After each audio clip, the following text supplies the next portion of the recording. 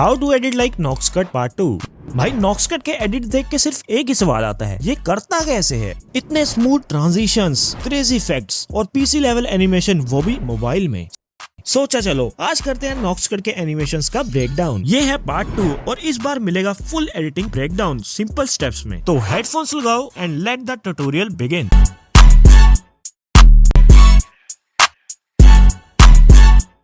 तो इस एनिमेशन को क्रिएट करने के लिए आपको आ जाना है अलाइड मोशन में और यहाँ पर आकर सबसे पहले तो आपको एक रेक्टेंगल शेप को ऐड कर लेना है। उसके बाद इस 3 डॉट पर क्लिक करके स्ट्रेच टू कंपोजिशन एरिया कर देना है। उसके बाद इसके कलर में आना है एंड यहाँ पर ग्रेडियंट में आकर आपको इस व्हाइट कलर को कुछ इस तरीके से डार्क ग्रीन कलर में ले जाना है एंड कुछ इस तरीके से इसकी सेटिंग कर देनी है ताकि हमारा बैकग्राउंड कुछ इस तरीके से बन जाए। तो मैं फटाफट से कर लेता हूँ।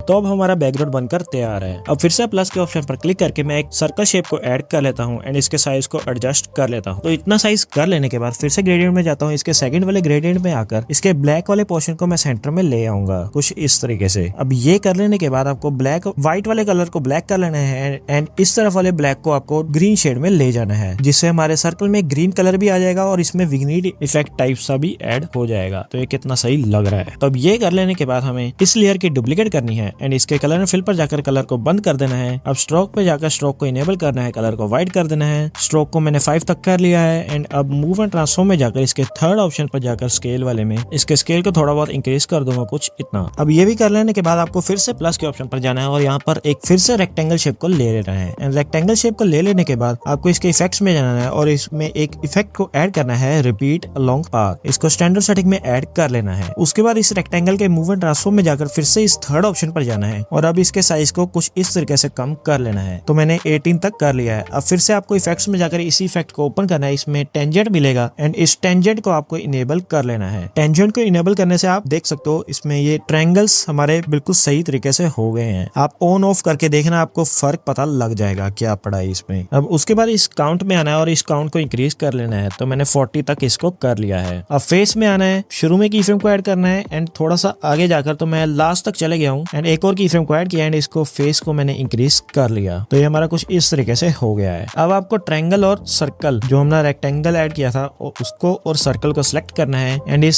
सेकंड वाली पर क्लिक करना है, जिससे ये हमारा ग्रुप एंड मास्क हो जाएगा एंड ये हमारा कुछ इस तरीके से क्रिएट हो चुका है। कितना बढ़िया लग रहा है। अगर आपको इसका साइज एडजस्ट करना है तो आप कर सकते हो मूव एंड ट्रांसफॉर्म में जाकर इसके, बट मैं अभी इतना ही रहने दे रहा हूँ। अब आपको अपने PNG को ऐड कर लेना है, जिसको भी आप इस सर्कल के बीच में रखना चाहते हो। तो मैंने इसको रखना है तो मैंने इसको रख लिया है एंड इसके साइज को एडजस्ट कर लेता हूँ। इसको ऐड कर लेने के बाद मैं इसमें एक इफेक्ट को ऐड करूंगा, ब्राइटनेस कंट्रास्ट। अब इसकी सेटिंग को मैं माइनस में ले जाऊंगा, जैसे कि मैंने ब्राइटनेस को -40 कर लिया है एंड कंट्रास्ट को भी -40 कर लिया है, जिससे इसमें कुछ इस तरीके का शेड आ गया है माइक में, जैसा मुझे चाहिए था। अब अपने हिसाब से देख लेना जैसा भी आपको चाहिए। तो मैं अपने अगले PNG को भी ऐड कर लेता हूँ। तो मैंने इस PNG को ऐड कर दिया है एंड अब ये बिल्कुल ब्लैक कलर में है, तो इसमें इफेक्ट का इस्तेमाल करके हमारा कलर शेडिंग नहीं हो पाएगी। तो इसके लिए मैं क्या करूंगा कि एक रेक्टेंगल शेप को फिर से ऐड कर लूंगा इस PNG के ऊपर और कुछ इस तरीके से एडजस्ट कर लूंगा इसके साइज को। अब कलर फिल में जाऊंगा, ग्रेडियंट में जाऊंगा और यहाँ पर इसके कलर को कुछ इस तरीके से कर लूंगा। अब इन दोनों को सिलेक्ट करके मैं इनका एक ग्रुप क्रिएट कर लूंगा। अब इसी तरीके से मैं अपने तीसरे PNG को ऐड कर लिया है एंड इसको भी एडजस्ट कर रहता हूँ बीच में एंड अब इसमें भी मैं एक इफेक्ट को ऐड करूंगा, सैचुरेशन, एंड इसकी सैचुरेशन को -100 कर दूंगा।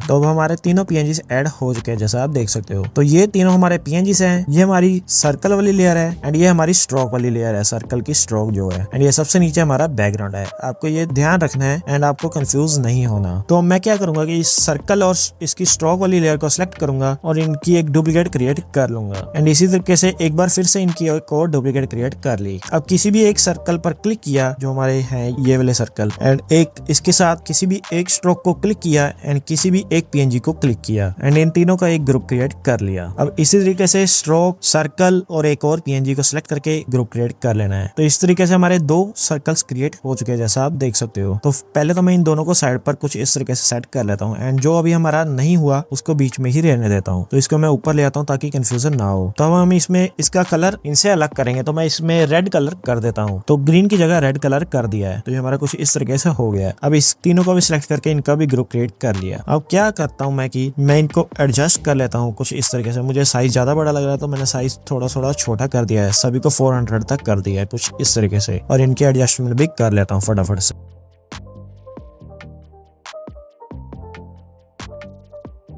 तो मैं क्या करता हूँ कि मुझे कंफ्यूजन ना हो, मैं सभी लेयर्स के नेम को चेंज कर लेता हूँ। जैसे ग्रुप 3 है हमारा पहला लेयर, उसको मैं 1 कर लूंगा, इसी तरीके से इसको 2, इसी तरीके से इसको 3 एंड बैकग्राउंड को BG लिख लिया है ताकि मुझे कंफ्यूजन ना हो। तो अब हमारा ये लैग ना करे, क्योंकि ज्यादा एडिट करते हैं हम लाइट मोशन में, बहुत सारी लेयर्स ऐड करते हैं तो लाइट मोशन लैग करने लग जाता है। तो हम क्या करेंगे कि इन दोनों को हाइड कर देता हूँ, थोड़ा सा आगे भी कर देता हूँ अभी के लिए, क्योंकि अभी हमारा सारा काम फर्स्ट लेयर पर हो रहा है जो हमारा फर्स्ट वाला है लोगो। तो मूव एंड ट्रांसफॉर्म में जाता हूँ, एक की फ्रेम शुरुआत में एक थोड़ा सा आगे आकर ऐड करूंगा और फर्स्ट की फ्रेम में आकर इसको थोड़ा सा नीचे की ओर कर दूंगा कुछ इस तरीके से एंड इसमें इस कर्व को भी ऐड कर दिया है। तो ये मुझे ज्यादा तेज लग रहा है, तो मैंने इसके मूव एंड ट्रांसफॉर्म में आकर की फ्रेम को उठाकर 0.30 पर कर लिया। तो मैं क्या करूंगा, ये हो जाने के बाद ब्लेंडिंग और टेक्सचर पर आऊंगा, एक की फ्रेम शुरुआत में एक 0.30 पर ऐड करूंगा एंड 0 वाले को 0 कर दूंगा ताकि इसमें फेड इन टाइप इफेक्ट आ जाए एंड इसमें भी कर्व को ऐड कर दूंगा। तो अब सेकंड लेयर को 0.30 पर ले आऊंगा एंड इसमें भी 0.30 का गैप देके 0.30 से 1 तक की फ्रेम को ऐड किया एंड इसको भी नीचे की ओर कर लिया एंड इसको अनहाइड भी कर दिया ताकि मुझे सही से दिखे एंड इसमें भी कर्व को ऐड कर लिया एंड अब इसमें भी ब्लेंडिंग और टेक्सचर वाला सेम इफेक्ट दे दूंगा मैं, जैसे हमने फर्स्ट लेयर में दिया था। अगर मैं बार बार स्टेप्स को रिपीट करके आपको समझाता रहूंगा तो टाइम भी ज्यादा वेस्ट होगा, इसलिए मैं एक बार ही समझाऊंगा और फिर बार बार रिपीट कर दूंगा कि ये हमारा कुछ इस तरीके से था एंड इसी तरीके से इसमें भी कर दूंगा थर्ड वाली लेयर में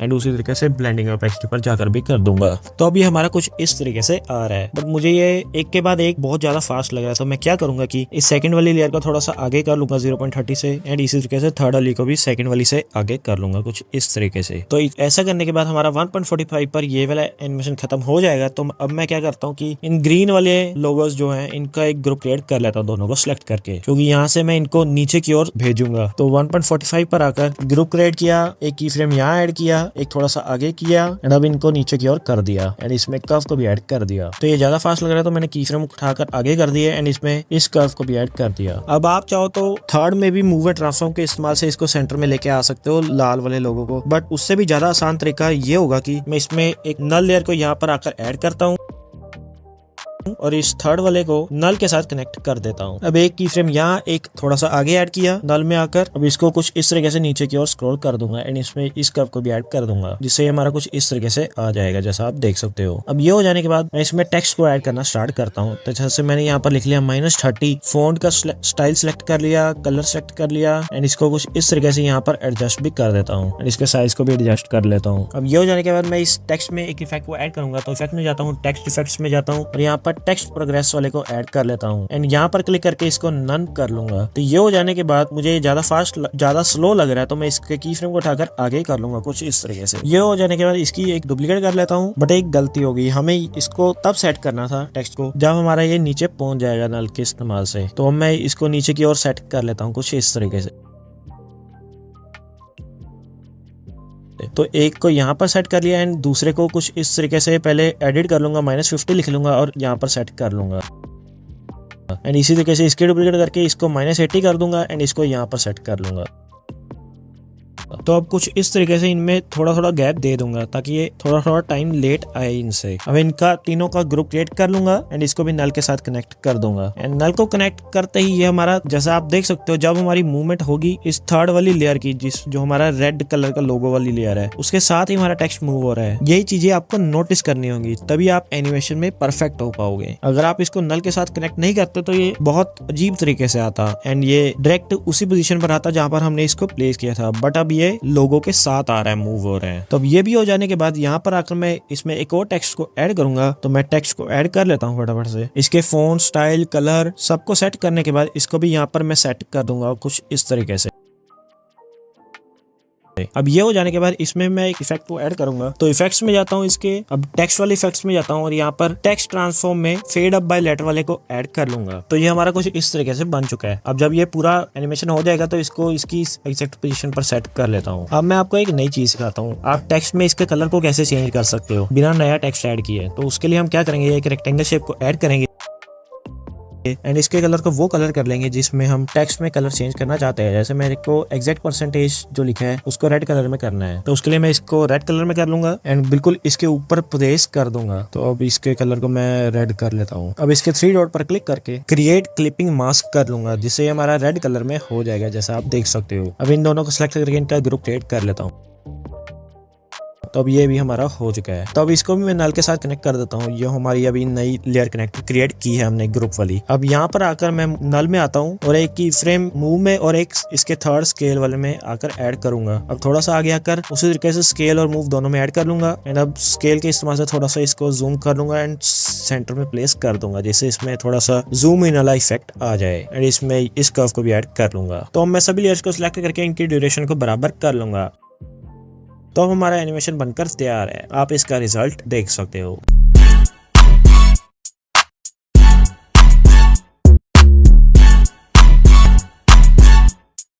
तो अब हम इस एनिमेशन को क्रिएट करना सीखते हैं। तो सबसे पहले तो मैंने पिछले एनिमेशन की तरह इसका भी सेम बैकग्राउंड बना लिया है। अब प्लस के ऑप्शन पर क्लिक करके आपको इस रेक्टेंगल जो है राउंडेड शेप में इसको ले लेना है एंड इसके साइज को कुछ इस तरीके से एडजस्ट कर देना है। उसके बाद इसके एडिट साइज में जाना है एंड रेडियस को 40 तक कर देना है। तो कुछ इस तरीके की शेप बन जाने के बाद इसमें आपको एक इफेक्ट को ऐड करना है, मास्क ब्लर, और इसकी स्ट्रेंथ को 200 कर देना है। अब आपको इस लेयर की डुप्लीकेट करनी है। इसके इफेक्ट्स में जाना है, इस मास्क ब्लर को डिलीट कर देना है एंड इसमें एक और इफेक्ट को ऐड करना है, कॉपी बैकग्राउंड। अब फिर से इसकी कॉपी बैकग्राउंड वाली लेयर की हमें डुप्लीकेट करनी है। अब आपको कलर में जाना है और ब्लैक से जो सा एक कम है कलर, #444 लिखा आ जाएगा, आपको उस कलर को सिलेक्ट कर लेना है एंड उसके बाद इफेक्ट्स में जाकर इस कॉपी बैकग्राउंड को डिलीट कर लेना है। तो ये हमारा कुछ इस तरीके से कलर हो जाएगा। उसके बाद आपको ब्लेंडिंग ऑफ एक्सटी में जाना है एंड यहाँ पर लाइटन में जाकर सभी इफेक्ट्स को ट्राई करना है। तो मैंने यहाँ पर लीनियर डॉज को ले लिया है एंड इसकी एपेक्सिटी को थोड़ा कम कर लिया है, तो 75 तक कर लिया है। तो ये हमारा कुछ इस तरीके से बन चुका है। अब आपको इसी लेयर में एक स्ट्रोक को भी ऐड करना है। तो मैं बॉर्डर स्ट्रोक में जाकर स्ट्रोक को ऐड कर देता हूँ, कलर को व्हाइट कर देता हूँ एंड इसकी स्ट्रोक को 6 तक कर लिया है। तो ये हमारा कुछ इस तरीके से बन चुका है। कितना बढ़िया लग रहा है। अब इन तीनों को सिलेक्ट करके इनका एक ग्रुप क्रिएट कर लिया है। अब उसके बाद मैं क्या करता हूँ कि मूव एंड ट्रांसफॉर्म में जाकर इसको ऊपर की ओर कुछ इस तरीके से सेट कर देता हूँ। उसके बाद इसकी डुप्लीकेट करता हूँ और इसके नीचे रख लेता हूँ। ये भी हो जाने के बाद इसकी एक और डुप्लीकेट की एंड इसको इसके भी नीचे सेट कर दिया। तो ये मुझे साइजेस ज्यादा बड़े लग रहे हैं, तो मैं क्या करता हूँ सभी में एक एक करके जाता हूँ एंड स्केल में जाकर इनके साइज को थोड़ा बहुत कम कर लेता हूँ। तो सभी को मैं 780 कर लूंगा स्केल में जाकर। इसको 780 करके सेट कर लिया। अब इसको भी 780 कर लेता हूँ एंड इसको भी सेट कर लेता हूँ एंड इसी तरीके से थर्ड को भी।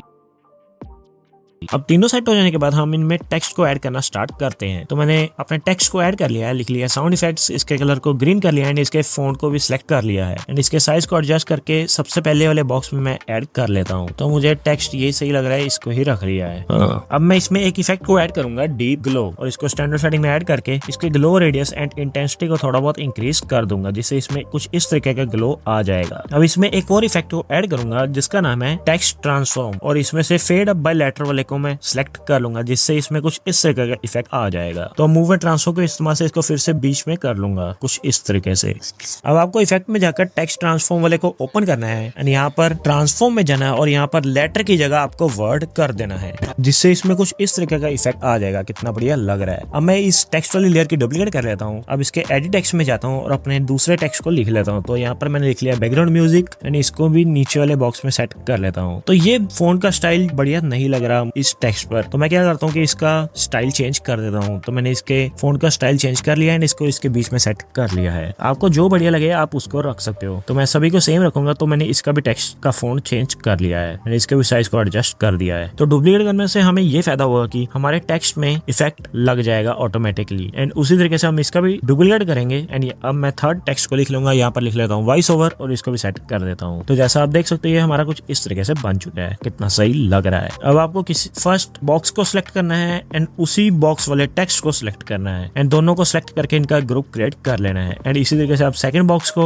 एंड इसी तरीके से थर्ड को। तो तीनों हमारे बन चुके हैं। तो कंफ्यूजन ना हो तो मैं क्या करूंगा कि इन सभी लेयर्स के नेम को चेंज कर दूंगा। तो 1 2 3 कर लिया है ताकि मुझे कंफ्यूजन ना हो। तो मैं इन तीनों लेयर्स में थोड़ा थोड़ा गैप दे दूंगा कुछ इस तरीके से, जैसा आप देख सकते हो। अब ब्लेंडिंग और ओपेसिटी में आऊंगा। शुरू में एक की फ्रेम को ऐड करूंगा, थोड़ा सा आगे आकर एक और की फ्रेम को ऐड करूंगा। अब फर्स्ट की फ्रेम पर आकर इसको 0 कर दूंगा, जिससे इसमें एक फेड इन टाइप इफेक्ट आ जाएगा। तो इसमें मैंने इस कर्व को भी ऐड कर दिया है। अब आपको क्या करना है कि इस ऑप्शन पर क्लिक करना है। यहाँ पर आपको कॉपी स्टाइल का ऑप्शन मिलेगा, इस पर क्लिक करना है। तो ये कर लेने के बाद आपको इन दोनों लेयर्स को भी सिलेक्ट करना है जिसमें हमने अभी ब्लेंडिंग एंड ओपेसिटी वाला नहीं किया एंड इन दोनों को सिलेक्ट करके इस ऑप्शन पर क्लिक करना है। यहाँ पर पेस्ट स्टाइल के बाद एक एरो बना हुआ है, इस पर क्लिक करना है। इसको क्लिक करने के बाद यहाँ पर आपको सभी को अनटिक कर देना है एंड ब्लेंडिंग एंड ओपेसिटी वाले को टिक करके अप्लाई कर देना है, जिससे इसमें भी फेड इन इफेक्ट लग जाएगा सेम सेम तरीके से। तो अब ये हो जाने के बाद इसमें थोड़ा सा पोज दूंगा तो मैं आ जाता हूँ 2 सेकंड तक। अब फर्स्ट जो हमारी लेयर है जिसमें हमने 1 नाम दिया इस लेयर को, उसके मूव एंड ट्रांसफर में आता हूँ। अब एक की फ्रेम यहाँ पर ऐड करता हूँ, एक थोड़ा सा आगे आकर, तो मैं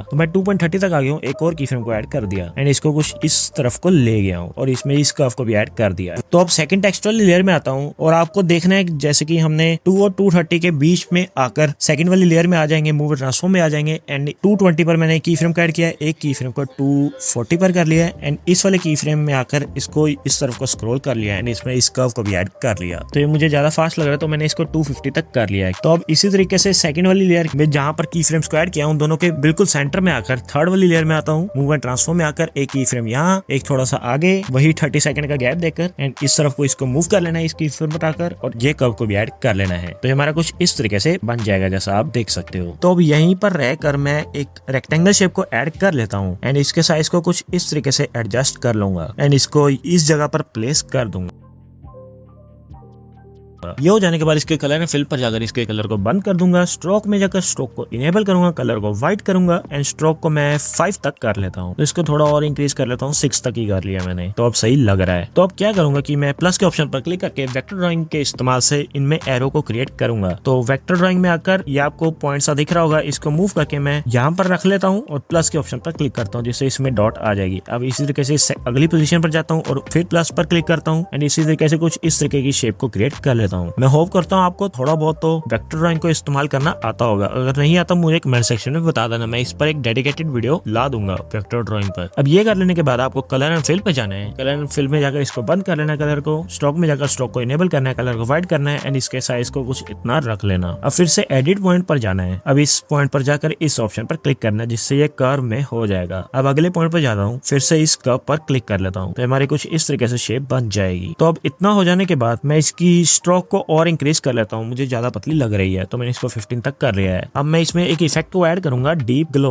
और ताकि इसमें एक बहुत ही बढ़िया तरीके का ग्लो इफेक्ट आ जाए एंड इसकी सेटिंग को अपने हिसाब से एडजस्ट कर लूंगा। अब ये हो जाने के बाद मैं इस लाइन में एक और इफेक्ट को ऐड करूंगा जिसका नाम है ड्रॉइंग प्रोग्रेस और इसको स्टैंडर्ड सेटिंग में ऐड कर लेना है। अब एंड में आना है, शुरू में की फ्रेम को ऐड करके इसको 0 कर लेना है। अब थोड़ा सा आगे आकर तो मैं 345 तक आ गया हूँ, यहाँ पर की फ्रेम को ऐड किया एंड इसको 100 कर लिया एंड इसमें इस कर्व को भी ऐड कर लूं। तो ये हमारा सिंपल ड्रॉइंग प्रोग्रेस एनिमेशन बन जाएगा। बट इसको और बढ़िया दिखाने के लिए हम क्या करेंगे कि इसके स्टार्ट वाले में आकर इन दोनों के बीच में आकर एक की फ्रेम को यहाँ पर ऐड करेंगे, एक यहाँ, एंड इस सेकंड की फ्रेम को 100 कर लेंगे। फर्स्ट को 0 रखना है एंड सेकंड को 100, ये ध्यान रखना। एंड इसमें भी इस कर्व को ऐड कर लेंगे जिससे इसमें कुछ इस तरीके का इफेक्ट आ जाएगा जो कि देखने में कितना ज्यादा बढ़िया लग रहा है। एंड इस लेयर की अब डुप्लीकेट कर लेता हूँ मैं। अब मैं जाता हूँ मूव एंड ट्रांसफॉर्म में एंड इसको ऊपर की ओर स्क्रॉल कर लेता हूँ एंड इसको रोटेट में जाकर रोटेट कर लूंगा। तो इसको मैंने -30 तक रोटेट कर लिया है एंड अब इसी तरीके से इसकी भी डुप्लीकेट की, इसको नीचे की ओर ले आया।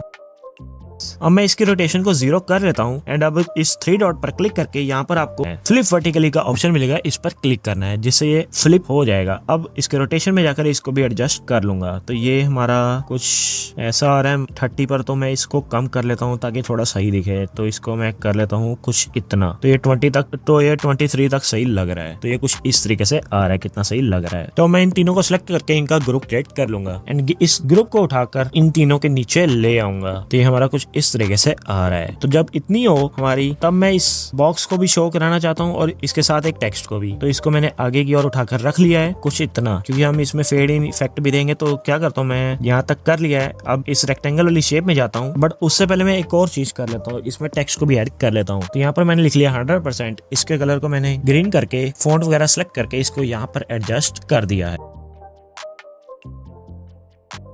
तो मैंने सभी लेयर्स की ड्यूरेशन को बराबर कर लिया है। अब मैं क्या करूंगा कि इस रेक्टेंगल वाला जो हमारा ओनली स्ट्रोक वाली है उसके अंदर जाऊंगा, उसके कलर में जाकर इसके कलर को मैं ब्लैक कर दूंगा।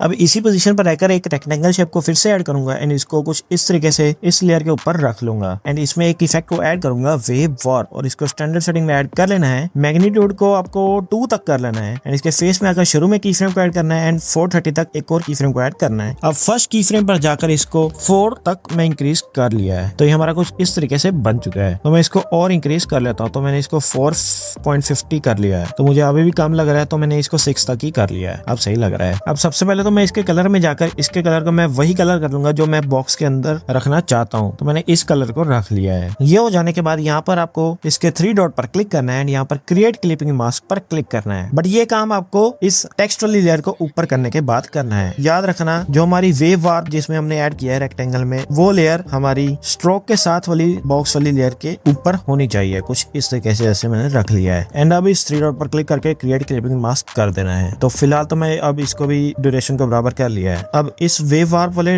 रेक्टेंगल में जाता हूँ, मूव ट्रांसफॉर्म में जाकर शुरू में एक की फ्रेम को ऐड करता हूँ एंड यहाँ तक आकर एक और की फ्रेम को ऐड करता हूँ। अब फर्स्ट की फ्रेम पर आकर इसको नीचे की ओर कर दूंगा एंड सेकंड की फ्रेम पर कुछ इस तरीके से आपको एडजस्ट कर देना है एंड फर्स्ट की फ्रेम पर आकर इसको नीचे की ओर कुछ इस तरीके से खींच देना है, जिससे इसमें कुछ इस तरीके से इफेक्ट आ जाएगा। कितना बढ़िया लग रहा है। अब इनको सिलेक्ट करके इनका एक ग्रुप क्रिएट कर लेता हूँ। तो अब ये मुझे ज्यादा लेट आ रहा लग रहा है बॉक्स, तो मैं क्या करता हूँ इसके ग्रुप को उठाकर कुछ आगे कर लेता हूँ इतना एंड इसकी ड्यूरेशन को लास्ट तक कर लूंगा। अब ब्लेंडिंग या ओपेसिटी में आऊंगा, एक की फ्रेम या एक शुरुआत में ऐड करके शुरुआत वाले को 0 कर दूंगा, जिससे इसमें फेड इन इफेक्ट आ जाएगा। तो अभी हमारा कुछ इस तरीके से बन चुका है जैसा आप देख सकते हो। अब मैं इसको सेव कर लेता हूँ and here's the final result.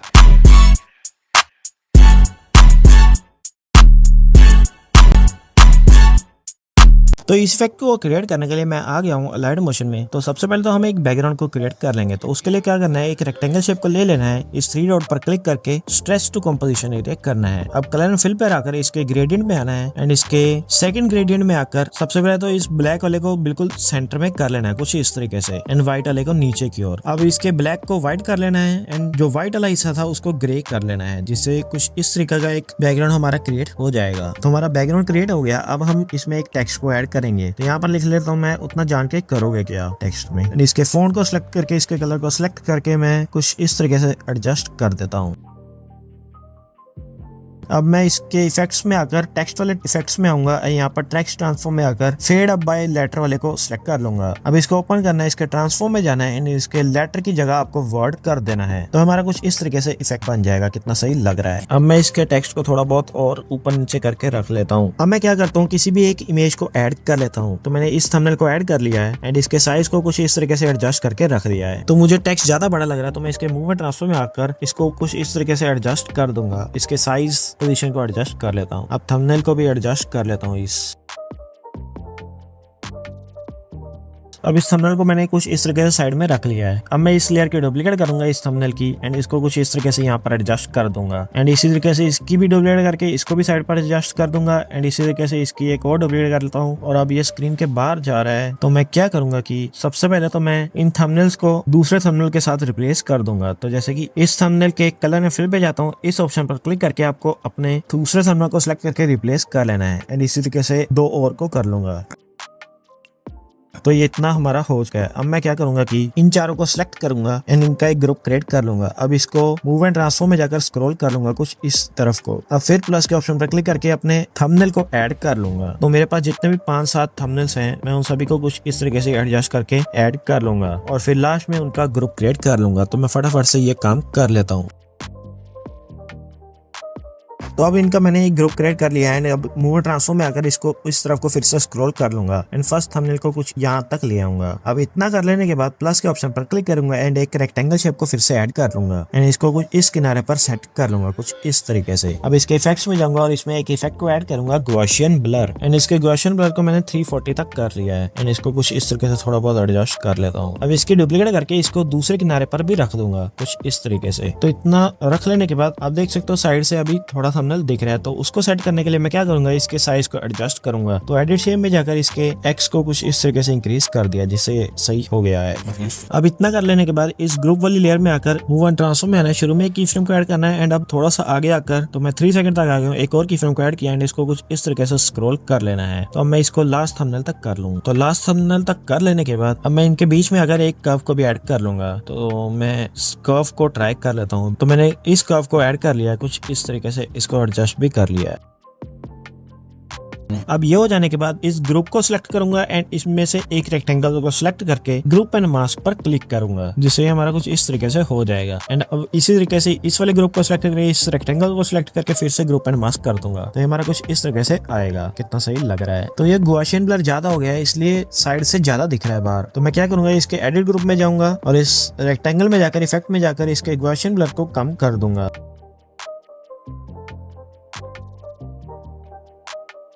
तो ये कुछ इस तरीके से हो चुका है। अब मैं इसके नीचे एक टेक्स्ट लिखूंगा YouTube वीडियो। इसके फॉन्ट को सिलेक्ट करके कलर को मैं ये कलर सिलेक्ट कर लिया है।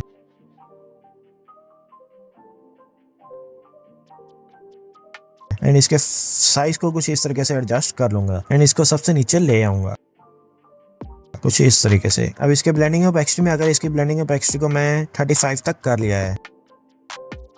अब इसके मूव एंड ट्रांसफर में अगर शुरू में की फ्रेम को ऐड करूंगा एंड 130 तक एक और की फ्रेम को ऐड किया एंड इसको थोड़ा सा नीचे की ओर कुछ इस तरीके से कर दिया एंड इसमें इस कर्व को भी ऐड कर दिया। अब फिर से ब्लेंडिंग ऑफ एक्सट्री में आता हूँ। शुरू में की फ्रेम को ऐड करूंगा एंड एक की फ्रेम 130 पर भी ऐड करूंगा एंड फर्स्ट वाले की फ्रेम को 0 कर दूंगा। तो हमारा कुछ इस तरीके से आ रहा है, कितना सही लग रहा है। तो मैं इसको सेव कर लूंगा and here is the final result. तो अगर अभी तक आपने इसका पार्ट 1 नहीं देखा जिसमें मैंने इन एडिट्स को कवर किया था तो आप उस वीडियो को जाकर देख सकते हो। बाकी अभी इस वीडियो का पार्ट 3 भी आएगा जिसमें मैं इन एडिट्स को कवर करूंगा। तो अगर आप नोक्सकट की एडिटिंग सीखने में इंटरेस्टेड हो तो मेरे चैनल को सब्सक्राइब कर लेना क्योंकि वो वीडियो भी जल्द आने वाली है एंड इस वीडियो को लाइक करते जा।